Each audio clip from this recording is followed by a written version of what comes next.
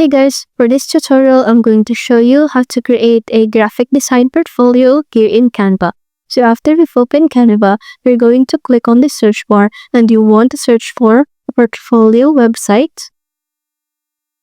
Then you want to scroll down so that you will see all of the available templates, and once you've selected a template, just click on it. And then from the preview, you can scroll down so that you can see how all of the pages look like.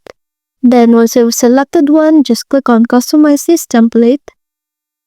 And from here, you can go ahead and customize the template, change this to your own name, and you can also customize other elements, like you can change the background color if you want.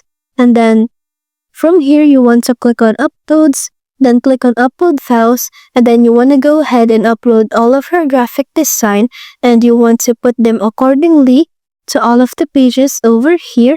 So just change the photos here to your own designs, and if there are any pages that you were not able to use or you want to remove, just click on the page, then click on the trash can button over here so that it will be removed, so all of the excess pages will not be included into your portfolio. And once you've done that, just click on share over here at the top, click on download, and that's it.